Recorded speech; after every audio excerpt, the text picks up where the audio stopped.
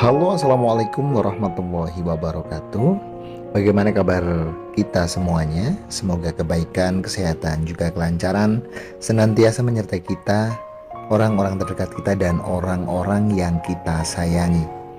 Sedikit melirik tentang beberapa konten atau mungkin beberapa berita-berita yang baru-baru ini sedang beredar dan marak terlihat di media publik tentang bullying.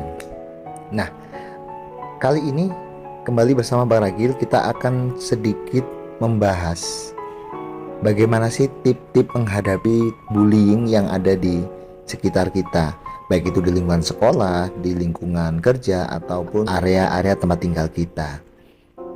Sedikit menyimak dulu tentang apa sih itu bullying, yang biasanya seringkali orang menyebutnya tentang perundungan.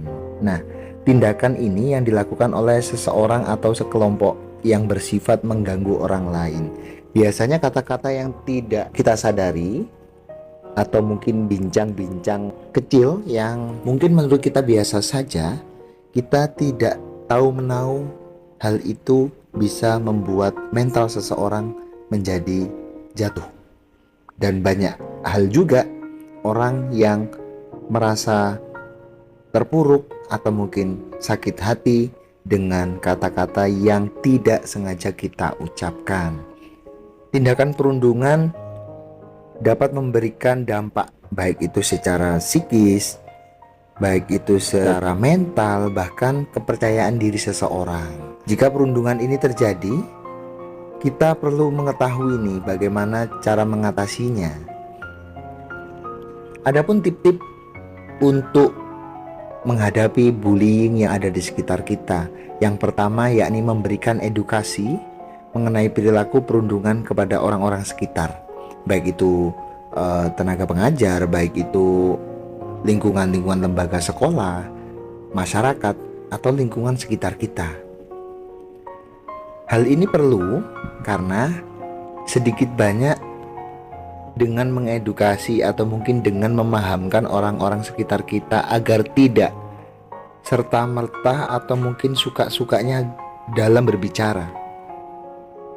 Biasanya sangat sepele menurut kita, tapi kita tidak tahu menahu kata-kata yang sepele menurut kita ini mampu menyakiti orang lain, bahkan menjadi orang lain mentalnya terpuruk, menjadi psikisnya bermasalah karena ucapan atau kata-kata yang menurut kita biasa-biasa saja. Mencari atau mengikuti kegiatan sosialisasi tentang bahaya perundungan, baik itu di sekolah, di lingkungan, atau di area masyarakat. Biasanya nih kayak misalnya di kelurahan. Kalau misalnya di sekolah ya kegiatan-kegiatan sekolahan. Kayak di kampus juga lagi marak sekarang ada kegiatan sosialisasi tentang perundungan yang melibatkan tenaga profesional yakni psikolog atau psikiater, karena mereka-mereka ini adalah orang yang profesional menangani dan memberikan entah itu terapi, entah itu konseling, entah itu pendampingan obat-obatan untuk bagi mereka yang sedang dilanda permasalahan. Adapun tip yang ketiga yakni menanamkan keberanian pada diri untuk melawan tindakan perundungan. Artinya apa? Kita perlu menguatkan diri kita dulu. Kita perlu memberikan reward nih pada diri kita bahwasanya oh, aku baik-baik saja, aku luar biasa, aku bisa, aku mampu. Ketika ada kata-kata atau mungkin ejekan dari orang-orang sekitar kita, kita mampu menghadapinya dengan santai. Tidak perlu baper, tidak perlu dimasukkan ke hati, bahkan tidak perlu dipikirkan. Karena apa? Ucapan seseorang tidak menjadi pedoman bagi kehidupan kita.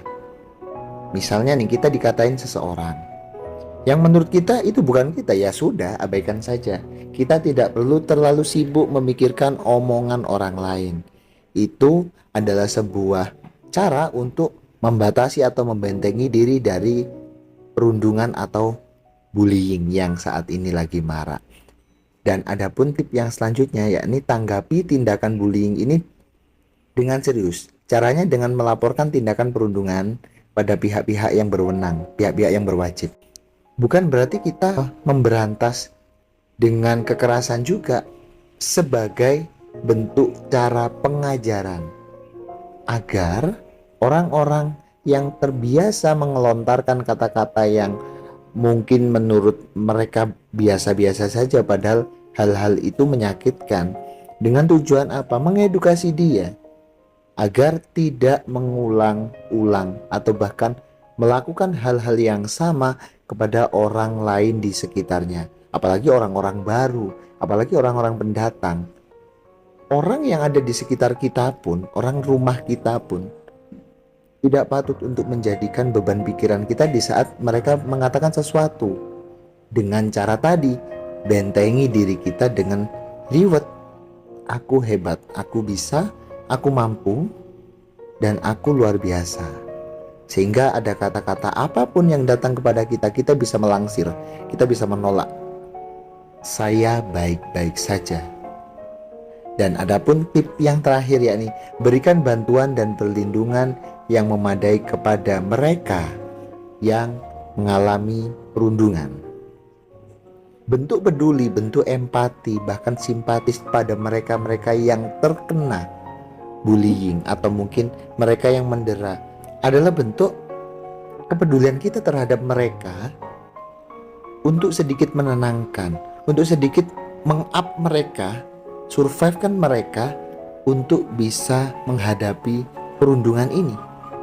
Dengan harapan setelah hal ini terselesaikan, mereka juga bisa mensosialisasikan edukasi kepada orang-orang sekitarnya juga untuk mampu dan kuat menghadapi perundungan ini.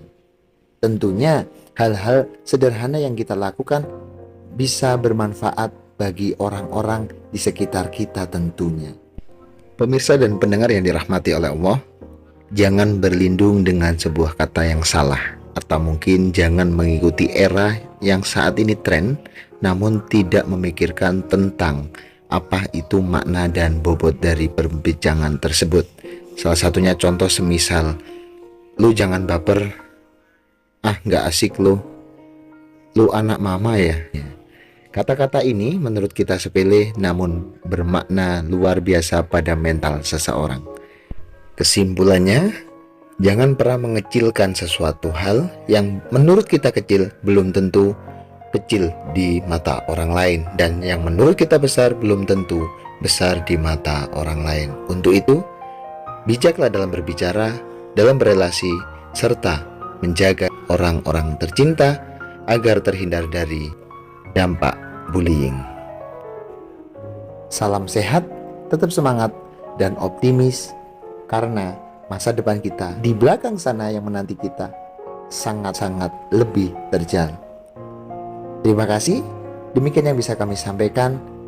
Ada kurang lebihnya kami mohon maaf. Bang Ragil pamit undur diri. Wabillahi taufik wal hidayah. Wassalamualaikum warahmatullahi wabarakatuh.